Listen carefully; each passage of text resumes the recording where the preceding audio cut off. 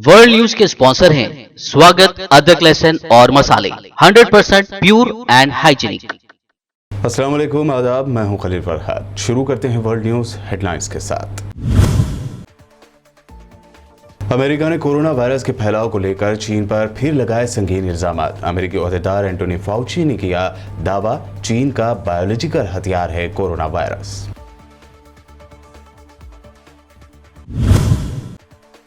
America की Biden हुकूमत ने बढ़ते कोरोना वायरस के इन्फेक्शंस को लेकर अपने शहरियों को किया अलर्ट। जर्मनी और डेनमार्क जैसे यूरोपीय मुल्कों का सफर न करने की दी हिदायत।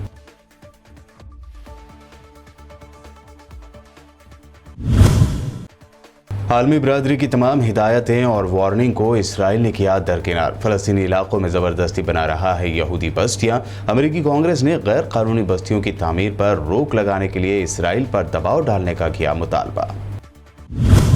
कोरोना की तीसरी लहर यानी थर्ड वेव को लेकर एम्स दिल्ली के डायरेक्टर डॉक्टर गुलेरिया ने किया राहत भरा ऐलान। कहा, पहली और दूसरी लहर जितनी शिद्दत वाली नहीं होगी तीसरी लहर। तीसरे बूस्टर डोज की भी नहीं है जरूरत। ज़राई क़वानीन को वापस लेने की सिमत पहला कदम। सेंट्रल कैबिनेट ने वापस लेने वाले बिल को दी मंजूरी। राकेश टिकैत ने कहा, खत्म नहीं हुआ आंदोलन, पार्लियामेंट तक ट्रैक्टर रैली निकालकर एमएसपी के लिए डालेंगे दबाव। और सीएए वापस लेने के असदुद्दीन ओवैसी के मुतालबे पर भड़क गई बीजेपी। भाजपा के नेशनल जनरल सेक्रेटरी सीटी रवि ने असदुद्दीन ओवैसी का जिनाह से किया मवाजना। सीएए वापसी के मुतालबे को बताया गैर जमहूरी। ये थे हेडलाइंस। बढ़ते हैं खबरों की तफसील की जानिब। अमेरिका ने फिर एक मरतबा कोरोना वायरस को लेकर चीन पर इल्जामात लगाए हैं। अमेरिका ने दावा किया है कि कोरोना वायरस चीन का बायोलॉजिकल हथियार है। अमेरिका के नेशनल इंस्टीट्यूट ऑफ एलर्जी के सरबराह एंटोनी फाउची ने दावा किया है कि अभी तक ये थ्योरी मौजूद है कि कोरोना वायरस चीन के लेबोरेटरी से लीक हुआ था। फाउची ने कहा कि हमें अब भी ये मालूम नहीं हो सका है कि कोरोना वायरस कहां से फैला है। चंद महीने पहले अमेरिकी सदर बाइडेन ने कोरोना की जाए पैदाइश के बारे में तहकीकात का मुतालबा किया था और कहा था कि मुमकिन तौर पर कोरोना के वायरस किसी लेबोरेटरी से फैलने का इम्कान मौजूद है। आलमी इदारे सेहत के माहिरीन की जानिब से चीन से कोरोना के फैलने का मफरूज़ा साबित न होने के बाद भी बीजिंग पर इस वबा की जाए पैदाइश के बारे में नई तहकीकात के लिए दबाव डाला जा रहा है। कोरोना वायरस के बारे में अमेरिकी हल्के ये कहते हैं कि यह वायरस वुहान की लेबोरेटरी से फैला है। ये दावा अभी तक साबित नहीं हुआ है और चीन मुसलसल इसे मुस्तरद करता रहा है। इधर अमेरिकी हुकूमत ने कोरोना वायरस की इन्फेक्शंस के बढ़ते हुए केसेस की वजह से अपने शहरियों को जर्मनी और डेनमार्क के सफ़र के खिलाफ वार्निंग दी है। वाशिंगटन में वबाई अमराज की रोकथाम के अमेरिकी सेंटर और वजारत खारजा ने बताया कि इन दोनों यूरोपीय कंट्रीज़ के सफ़र के खिलाफ आम शहरियों के लिए वार्निंग का दर्जा बढ़ाकर 4 कर दिया गया है। इसके अलावा बेल्जियम, क्रोएशिया, हंगरी, नीदरलैंड और ऑस्ट्रेलिया के लिए ऐसे ही सफरी तंबी का ऐलान पहले ही किया जा चुका है।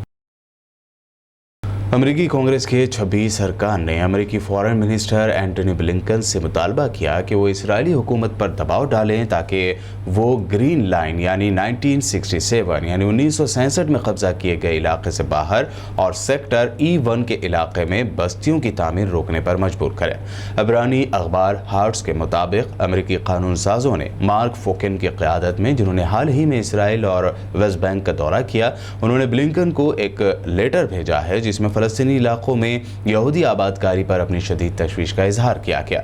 लेटर में फ़लस्तीन के रीजन E1 में यहूदी बस्तियों की तामीर फौरी तौर पर रोकने का मुतालबा किया गया है। कांग्रेस के अरकान ने जोर दिया कि इस इलाके में आबादकारी से 2 रियासती हल के इम्कानात को नुकसान पहुँचेगा और बैनुल अक़वामी कानून की खिलाफ वर्जी होगी। एटमी तवाराई की आलमी एजेंसी IAEA में सऊदी मंदूब शहजादा अब्दुल्ला बिन खालिद बिन सुल्तान ने जोर दिया है कि ईरान की पासदारी और सियासी बातचीत को जोड़ना नहीं चाहिए।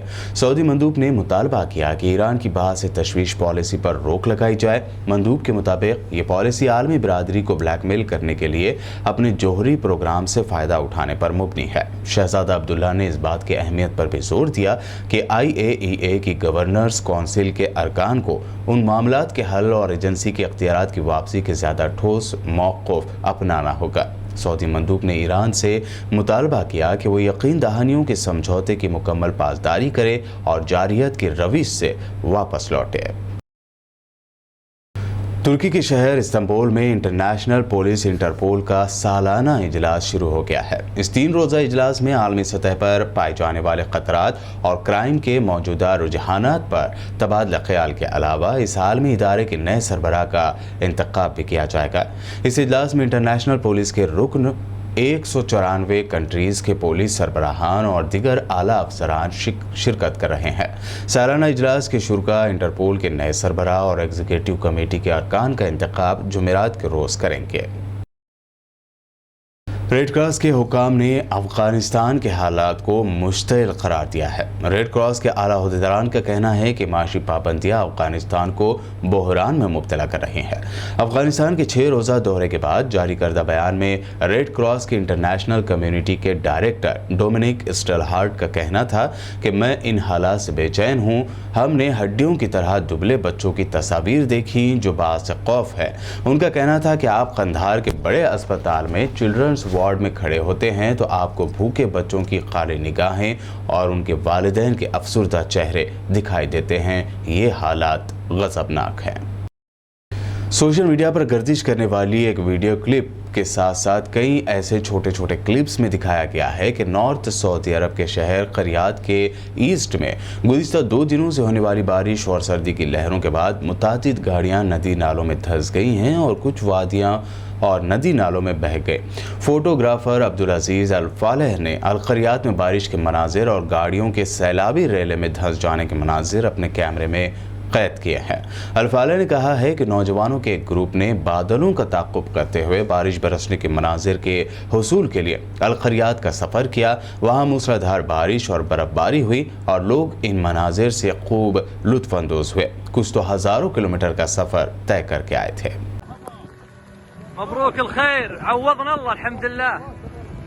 بردية الكتب ما بين القريات وطريف. اليوم الأحد 16/4/1443 أمطار غزيرة جدا، سيول وبرد. البرد محدود لكن السيل ما شاء الله من تعدينا عين الحواس باتجاه طريف 20 كيلو الأرض كلها سيول، أما البرد محدود يمكن يجي له 5 كيلو. شوفوا ما شاء الله ما شاء الله، شوفوا الدنيا، شوفوا المنظر، يا جمال المنظر. الحمد لله الحمد لله. يبارك بالجميع، يلا حيهم ما شاء الله ما شاء الله. يا هلا، الله يحييك، مبروك الخير عليكم. كيف الحال؟ كم لكم بالموقع هذا؟ عطنا صوت كم لكم؟ ساعة. بعدين جاء المطر هذا الجديد، السجل الجديد. مبروك عليكم الخير. جاي من طريف انتم؟ ما شفتوا المطر بغير بعد عين الحواس كل 20 كيلو بدأ المطر. الحمد لله الحمد لله الحمد لله. वर्ल्ड न्यूज़ में ये थी अब तक की अहम इंटरनेशनल न्यूज़। आगे देखेंगे नेशनल न्यूज़। फिलहाल रुकते हैं एक छोटे से ब्रेक के लिए।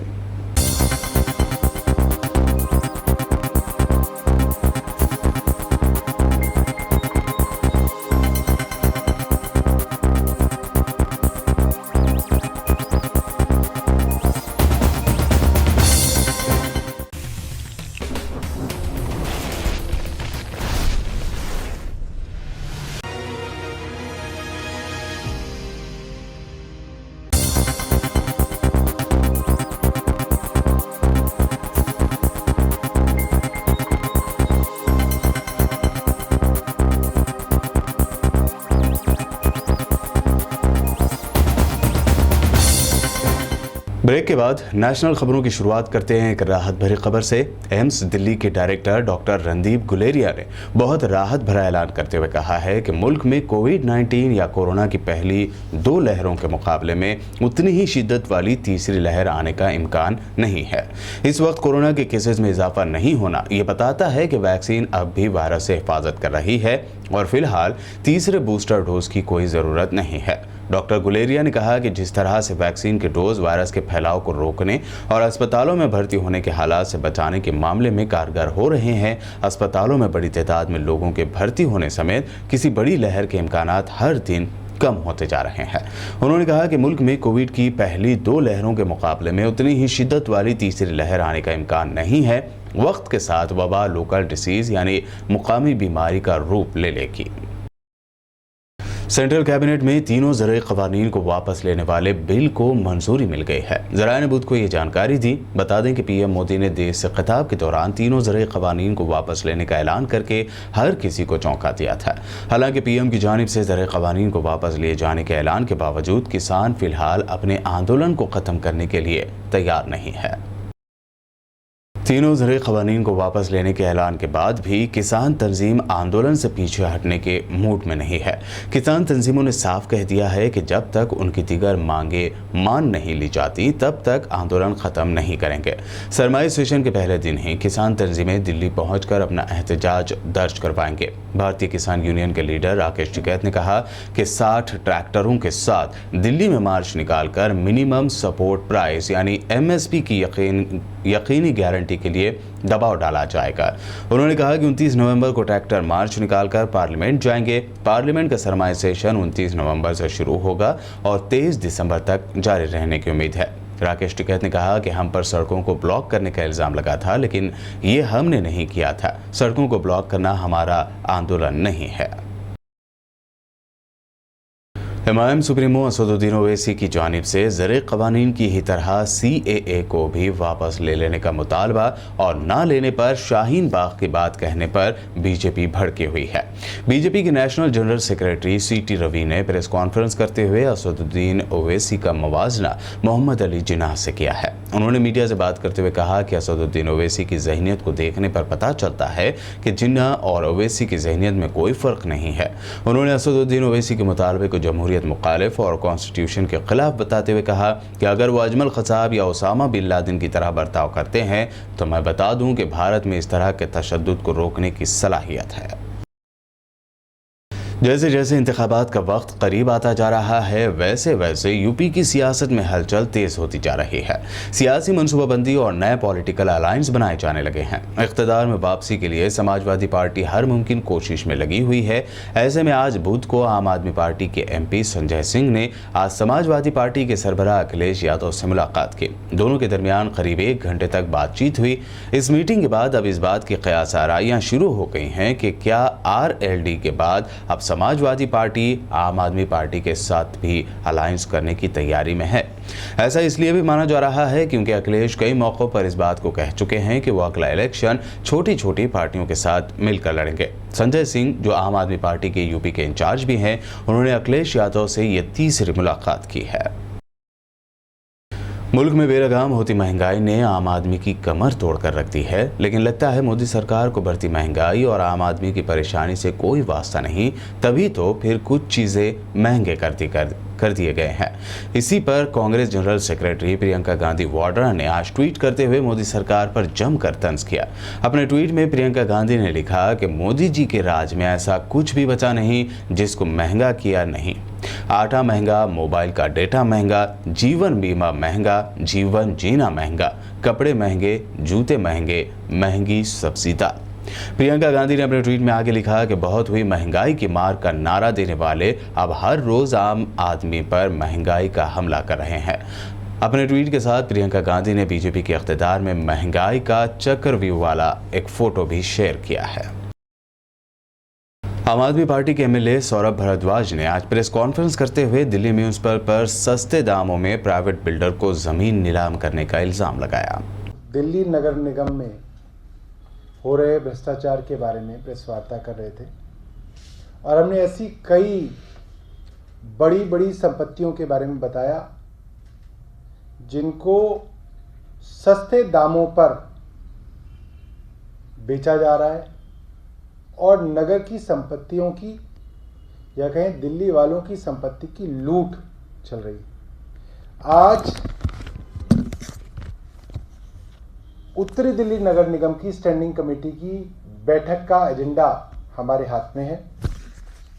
24 नवंबर का यानी कि आज का एजेंडा है और इसमें एजेंडा के ऊपर पार्ट C में 29 नंबर आइटम लगा हुआ है। Approval of site of municipal land of Rajan Babu institute of pulmonary medicine and tuberculosis at GTB Nagar for residential group housing society. Delhi सरकार और दिल्ली के लोग सालों तक DDA से ज़मीन मांगते हैं कि हमें अस्पताल बनाने के लिए ज़मीन मिल जाए। दिल्ली सरकार पिछले 7 साल से मोहल्ला क्लिनिक बनाने की ज़मीन एमसीडी से मांग रही थी। एमसीडी ने आज तक एक भी मोहल्ला क्लिनिक के लिए ज़मीन जो है दिल्ली सरकार को नहीं दी, एक भी।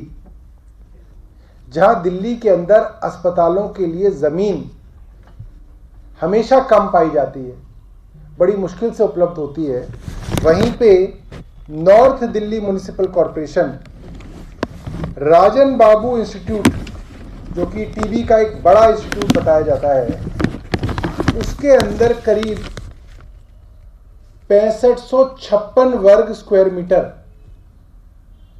6556 वर्ग मीटर या स्क्वायर मीटर जमीन की नीलामी कर रहा है और इसको एक प्राइवेट बिल्डर को बेचकर पैसे कमाने की कोशिश कर रहा है। वर्ल्ड न्यूज के आखिर में हेडलाइंस पर डालते हैं एक और नजर।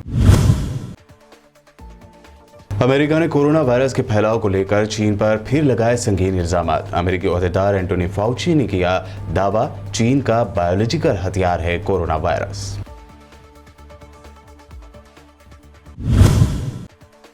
अमेरिका की बाइडेन हुकूमत ने बढ़ते कोरोना वायरस के इन्फेक्शंस को लेकर अपने शहरियों को किया अलर्ट। जर्मनी और डेनमार्क जैसे यूरोपीय मुल्कों का सफर न करने की दी हिदायत।